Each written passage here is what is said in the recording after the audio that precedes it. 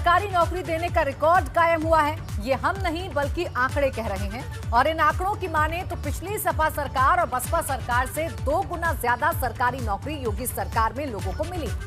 ऐसे में प्रदेश में रोजगार के मुद्दे पर शोर मचाने वाले दल क्या 2022 के चुनावी मैदान में जाने से पहले 100 बार सोचेंगे, क्योंकि जनता तो जवाब उनसे भी मांगी। इसी मुद्दे पर चर्चा करेंगे खास मेहमानों के साथ, लेकिन उससे पहले ये खास रिपोर्ट देखिए।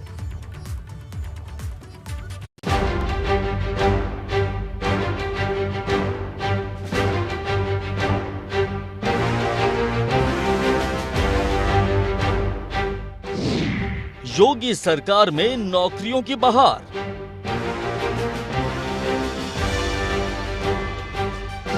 योगी सरकार में रोजगार ही रोजगार।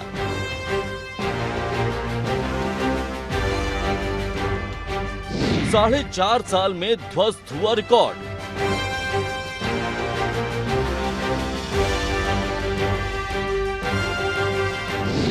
नौकरी देने में पिछली सरकारों में अव्वल योगी सरकार।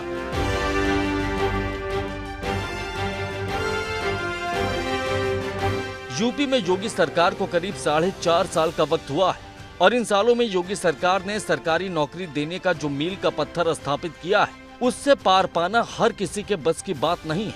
योगी सरकार में अब तक लोगों को मिली सरकारी नौकरी की बात करें तो योगी सरकार में पिछले 4.5 साल में 6.65 लाख लोगों को सरकारी नौकरी मिली है। सपा सरकार में 5 साल में 2 लाख लोगों को ही सरकारी नौकरी मिली थी। बसपा सरकार में 5 साल में 95,000 लोगों को ही सरकारी नौकरी दी गई थी। वहीं योगी सरकार सपा बसपा की सरकार को मिलाकर 2 गुनी नौकरी दे चुकी है। दिसंबर तक कम से कम 75,000 और युवाओं को नौकरी मिलेगी। मुझे बताते हुए प्रसन्नता है जब हमारी सरकार अपने कार्यकाल के 52 महीने यानी 4 वर्ष 4 महीने का कार्यकाल अपना पूरा कर चुकी है।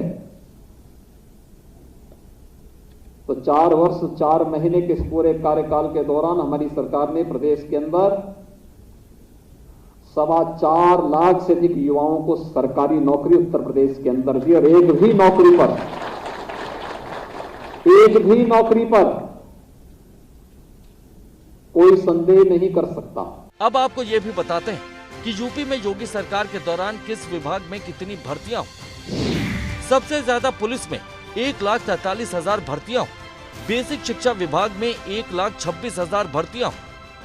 भले ही ये आंकड़े योगी सरकार की उपलब्धि का बखान कर रहे हों, लेकिन विपक्ष का कहना कुछ और ही है। 4 लाख का क्लेम करते हैं और वादा इनका था 7 लाख का, 10 लाख का, 20 लाख। वो भी भूल जाइए। मैं तो कहता हूँ 4 लाख जो ये नियुक्ति पत्र बांटे हैं, उससे कहीं ज्यादा लोग निकाल दिए गए, जो संविदा कर्मी थे या जो कहीं पे एम्प्लॉयड थे। तो वो कई गुना ज्यादा है 4 लाख से। अरे कुछ नहीं देखना। अगर पहले जो कहते थे 4 लाख, अगर वो सच था तो आज का 1.25 लाख 6 लाख क्या है। और अगर एक बार जो आया था 1.25 करोड़ लोगों को पिछले कोरोना काल में एक दिन में इन्होंने एम्प्लॉयमेंट दे दिया था, अगर वो सच था तो आज उसी हैंडल से वही सरकार के वही माननीय मुख्यमंत्री जी कह रहे हैं कि हमने 6 लाख दिए। तो वो 1.25 करोड़ सच था या ये 6 लाख सच है? कोरोना काल में चाहे प्रवासी श्रमिक की बात हो या फिर युवाओं को रोजगार मुहैया कराने का मुद्दा हो, योगी सरकार ने सभी का ध्यान रखा। यही वजह है कि सरकारी नौकरी में यूपी ने रिकॉर्ड बना लिया है। ऐसे में चुनाव में रोजगार को मुद्दा बनाने वाला विपक्ष शायद इस मामले में बैकफुट पर दिखाई दे सकता है। Bureau report, ABP Ganga. तो सरकार ने दावा किया है और दावा यह है कि एक सरकारी रिकॉर्ड बन चुका है और सबसे ज्यादा नौकरियां भाजपा सरकार में उत्तर प्रदेश में दी गई हैं। इसी पर चर्चा करेंगे। खास मेहमान मेरे साथ जुड़ गए हैं रविंद्र शुक्ला, नेता भाजपा, विवेक साइलस, प्रवक्ता सपा। बहुत बहुत स्वागत है आप दोनों का हमारे इस खास कार्यक्रम में। विवेक जी, सबसे पहले आप ही से मैं रिएक्शन लेना चाहूंगी। देखिए, सरकार का दावा है कि उन्होंने इतनी सारी नौकरियां दी हैं, उन्होंने रोजगार में नंबर 1 काम किया है। विवेक जी, आवाज पहुंच रही है आप तक?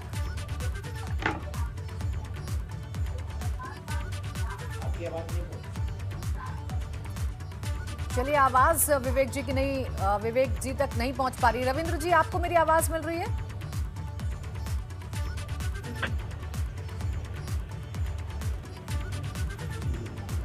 रविंद्र जी, आपको आवाज मिल पा रही है मेरी?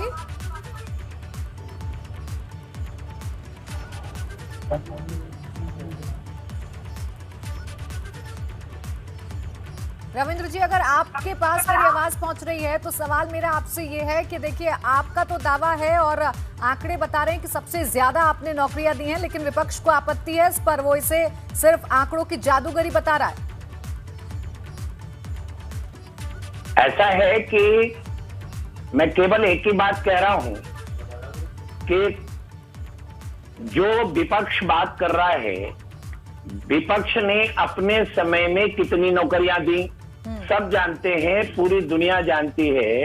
सपा शासन काल में 2 लाख से भी कम लोगों को नौकरी मिली। कांग्रेस के शासन में कितनी नौकरियां मिली? आज जब केवल 4 वर्ष के अंदर हमने 4 लाख से अधिक लोगों को नौकरियां दे दी, तो इनके पास कोई मुद्दा ही नहीं बचता। लेकिन ये सत्य को सत्य स्वीकारने के लिए तैयार नहीं है। ये हर बात का विरोध इन्हें करना है, चाहे वो कुछ भी हो। केवल विरोध के लिए विरोध करने वालों को, देखिए, सोते हुए व्यक्ति को तो जगा सकते हैं आप, लेकिन सोने का अगर कोई बहाना कर रहा है तो कैसे आप जगाएंगे उसे? अब यही स्थिति इन लोगों की है। ये इन्हें विरोध के लिए विरोध करना है, इसलिए इनको किसी तरह भी समझाया नहीं जा सकता है। जनता जानती है, इनका जवाब तो जनता खुद देगी।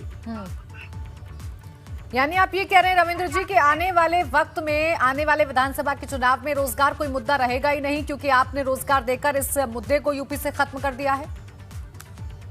देखिए, इनके पास तो मुद्दा कोई है ही नहीं, वैसे भी नहीं है। जिस तरह से प्रदेश के अंदर गुंडागर्दी छोड़ी थी इन्होंने, उस पूरी गुंडागर्दी को कैसे नष्ट नाबूद कर दिया हमारी सरकार ने, ये एक एक घर में किसी भी महिला से पूछ लीजिए, जाके किसी भी बेटी से पूछ लीजिए, किसी भी बच्चे से पूछ लीजिए, वो बताएगा कि योगी सरकार ने इस उत्तर प्रदेश के अंदर कानून का राज स्थापित किया है। अब उसमें भी ये कमी ढूंढेंगे, ऐसा क्यों कर दिया, ऐसा क्यों कर दिया। जिस तरह से ये मानने को तैयार नहीं, जब आंकड़े ये जारी कर दिए गए कि किस विभाग में कितना हमने जो है वो नौकरियां दी हैं, मैं तो चुनौती देता हूं। अभी विधानसभा सत्र आने वाला है, विपक्ष इसी को मुद्दा बनाए, विधानसभा में भी, विधान परिषद में भी। और ये लेकर आए विशेषाधिकार हनन का प्रस्ताव, ये लेकर आए कि सरकार ने गलत आंकड़े जारी किए, दूध का दूध पानी का पानी हो जाएगा। ठीक है रविंद्र, ठीक है रविंद्र शुक्ला जी। देखिए, हिलाल नकवी साहब भी जुड़ गए हमारे साथ, कांग्रेस नेता, उन्हें भी चर्चा में ले आते हैं। हिलाल नकवी जी, बहुत स्वागत है आपका हमारी इस चर्चा में। देखिए, रविंद्र जी कह रहे हैं कि हमने नौकरियां दी हैं और विपक्ष के पास कुछ है नहीं, इसीलिए वो सिर्फ जुटलाना जानता है और सिर्फ विरोध करने के लिए विरोध कर रहा है। देखिए, हम बहुत छोटे छोटे 2-3 प्रश्न पूछना चाहेंगे अपने भाजपा के मित्र से। पहली बात ये कि जो शिक्षा मित्रों का वादा प्रधानमंत्री जी ने किया था, 1,37,000 क्या उनको नौकरी मिल गई। दूसरी बात ये कि स्वामी प्रसाद मौर्य जी ने विधानसभा के पटल पे ये बात कही है कि जो बेरोजगार नौजवानों की संख्या है वो 12.5 लाख बढ़ी है। पहले 21 लाख कुछ थी, आज की तारीख में करीब 34 लाख। तो क्या उन्होंने झूठ बोला था विधानसभा के पटल पर? तीसरी बात, जो पुलिस वालों की भर्ती होनी थी, जिनको नियुक्ति पत्र देना था, तो क्या उनको भी भर्ती में मान लिया गया है?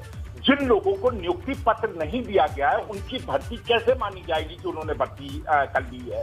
इसलिए जो हमारे भारतीय जनता पार्टी के जो मित्र बैठे हुए, वो इन सब बातों के ऊपर एक मर्तबा फिर से गौर करें। एक बात। दूसरी बात ये है कि आप अपने संकल्प पत्र के पेज नंबर 7 पर जाइए, उसके ऊपर स्पष्ट लिखा है कि 70 लाख नौकरियां देंगे।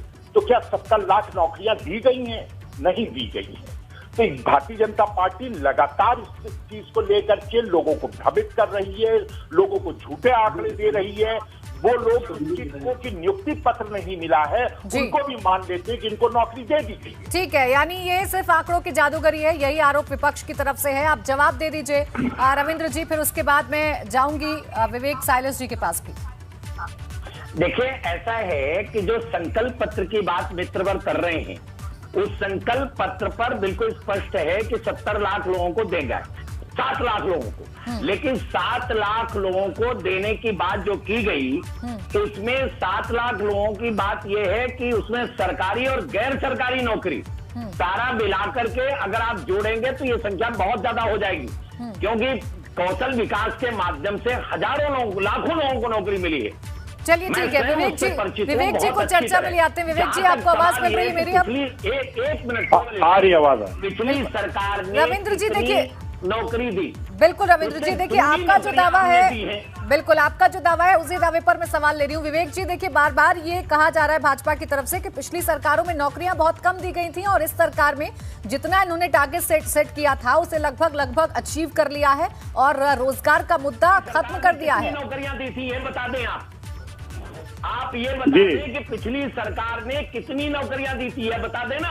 विवेक साइलेंस शुक्ला जी शांत हो जाइए ना, इतना उत्तेजित नहीं होते हैं। नहीं मैं उत्तेजित नहीं हो रहा हूँ, मैं तो मुझे बोलने दीजिए ना, बोलने दीजिए। मुझे चिल्ला के बोलना पड़ रहा है क्योंकि वहां से नहीं, तो आप मुझे बोलने दीजिए।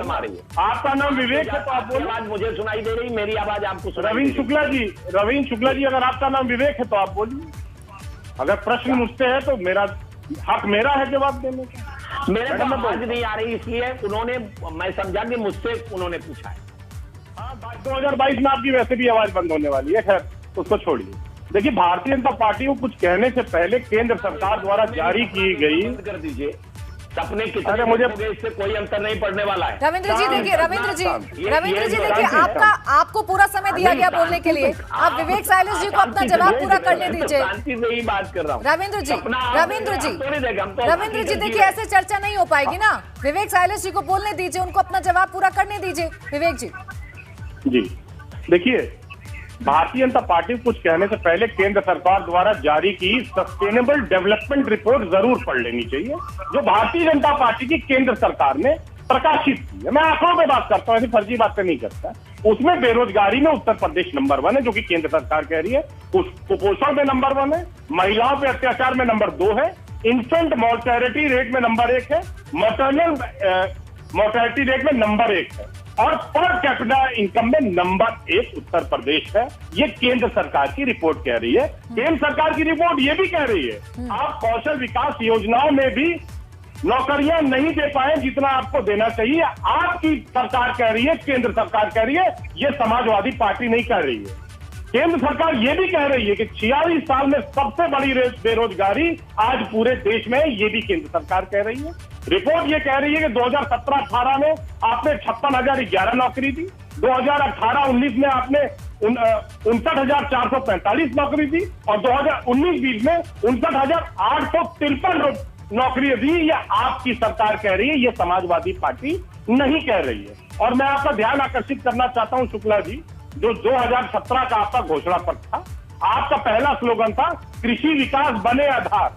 आज किसान सड़कों पे है, हर युवा को मिलेगा रोजगार। 46 साल की सबसे बड़ी बेरोजगारी चल रही है। गरीबी मुक्ति का सपना साकार।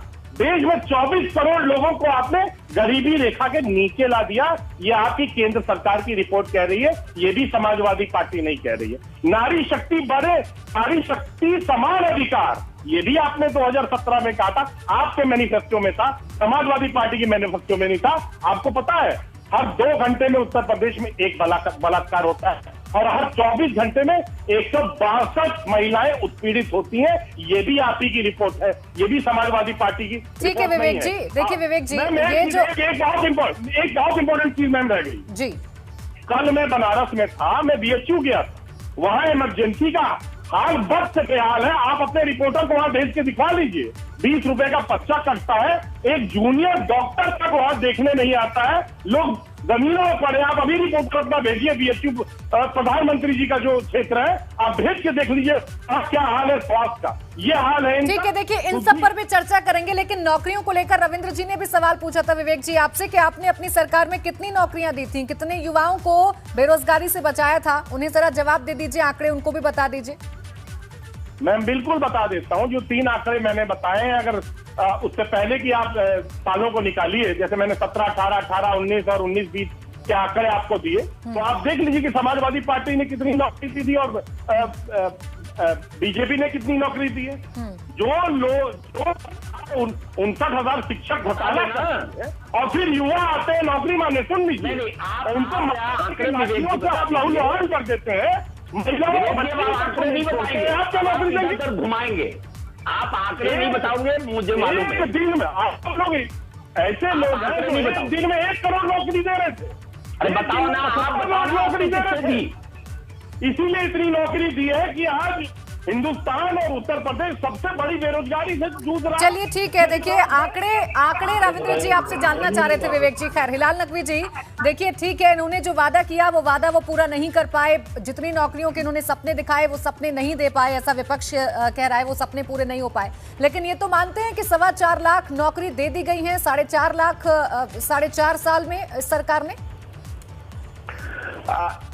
नियुक्ति पत्र जब तक नहीं मिलती है तब तक कि हम नौकरी उसको नहीं मानते, पहली बात। दूसरी बात यह है कि दूसरी और महत्वपूर्ण बात यह है कि प्राइवेट सेक्टर में यहाँ पर एक उद्योग का नाम बता दे कि जहां पर यहाँ स्थापित किया गया हो प्राइवेट सेक्टर में और उसके अंदर नौकरी हो, एक उद्योग का नाम बता दे, किसी एक शहर में बता दें आप। सिर्फ और सिर्फ एक नोएडा में जब आपने शुरू में सैमसंग का उद्घाटन करने के लिए प्रधानमंत्री जी स्वयं आए थे, उसके बाद से एक भी बताते हैं कि जो कोई भी यहाँ पर नया उद्योग लगा हो, इससे उद्योगों में जो प्राइवेट सेक्टर की बात कर रहे हैं वहां तो है ही नहीं, किसी प्रकार का रोजगार जो है वो नहीं है, बल्कि लोगों का गया है रोजगार। स्वामी प्रसाद मौर्य जी क्या झूठ बोल रहे थे, तो अगर वो झूठ बोल रहे थे तो उनके खिलाफ कार्रवाई करेगी भारतीय जनता पार्टी या नहीं? जो कहते हैं 12.5 लाख बेरोजगारों की संख्या बढ़ी है, यानी कि पुराने जो थे वो तो रहे 20 लाख, उसके अलावा 12.5 लाख और बढ़ गए हैं। तो किन लोगों को नौकरी देती है? कौन है वो जो ना हमको दिखाई देते हैं, ना ही वो अन्य दलों को दिखाई देते हैं, ना नौजवानों को दिखाई देते हैं, और तो और स्वामी प्रसाद मौर्य जी को भी नहीं दिखाई देते हैं। तो किसको दे दी है नौकरी और कहाँ दे दी है नौकरी? रविंद्र जी बता दीजिए किसको नौकरी दे दी और कहां दे दी, क्योंकि देखिए विपक्ष को तो नजर नहीं आ रहा है और वो कह रहे हैं जनता को भी नजर नहीं आ रहा है।